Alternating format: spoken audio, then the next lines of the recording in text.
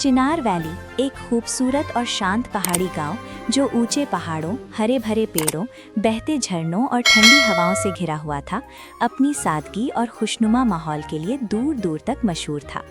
इस गांव के लोग बहुत मेहनती, सीधे सादे और अच्छे स्वभाव के थे, लेकिन उनकी एक कमजोरी ये थी कि वे छोटी छोटी अजीब बातों से तुरंत डर जाते थे और हर अजीब घटना को जिन और रहस्यमयी शक्तियों से जोड़ देते थे। इसी गांव में चिंटू नाम का एक लड़का रहता था, जो शरारती और मजाकिया होने के बावजूद अपनी उम्र से कहीं ज्यादा समझदार, चौकस और समझदार था। वो अक्सर गांव वालों की छोटी मोटी परेशानियां अपनी अक्ल से सुलझा देता था और उसकी बातों से सब हैरान रह जाते थे। एक दिन अचानक गांव में एक अजीब सिलसिला शुरू हो गया, जब हाजी साहब के घर से ताज़ा मक्खन गायब हो गया। पहले तो लोगों को लगा कि ये कोई मामूली बात है, लेकिन अगली रात अल्लाह तित्ता के घर से दूध का जग खाली मिला और फिर तीसरे दिन कई घरों से फल, सब्जियां और खाने की दूसरी चीजें गायब होने लगी। कुछ ही दिनों में पूरा गांव डर गया और चौक में इकट्ठा हो गया। सब लोग एक ही बात दोहराने लगे कि ये किसी पहाड़ी जिन का काम है। चौधरी साहब भी घबरा गए और ऐलान कर दिया कि रात में कोई घर से बाहर ना निकले, क्योंकि खतरा बढ़ रहा था। औरतें बच्चों को डराने लगीं और बच्चे डर के मारे अपने घरों में दुबक गए। लेकिन चिंटू ये सब सुनकर चुपचाप मुस्कुराता रहा, क्योंकि उसके मन में कुछ और ही चल रहा था।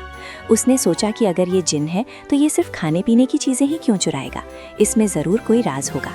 इसलिए उसने खुद ही सच पता लगाने का फैसला किया और एक ठंडी सुनसान रात में, जब पूरा गांव गहरी नींद में था, वो धीरे धीरे घर से निकला और पहाड़ी की तरफ चल पड़ा।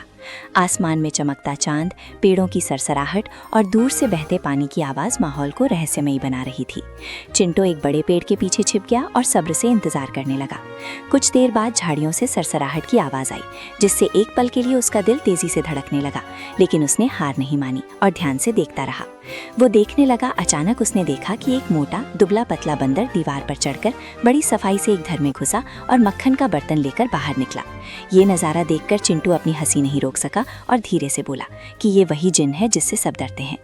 बंदर बड़ी चालाकी से पहाड़ी की चोटी पर एक गुप्त जगह पर जाकर चोरी का सारा सामान इकट्ठा कर रहा था, जहाँ पहले से ही मक्खन, दूध और फलों का ढेर लगा हुआ था। अगले दिन चिंटू ने गांव वालों को इकट्ठा किया और पूरे भरोसे के साथ कहा कि वो आज रात सबको असली चोर दिखा देगा।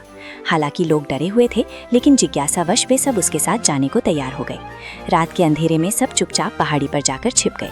जैसे ही बंदर हमेशा की तरह आया और चोरी करने लगा, चौधरी साहब हैरानी से चिल्लाए कि ये तो बंदर है। ये देखकर सब जोर जोर से हंसने लगे और उनका डर पल भर में गायब हो गया। मौके का फायदा उठाते हुए चिंटू को एक बढ़िया आइडिया आया। उसने जमीन पर ताजे केले रखे।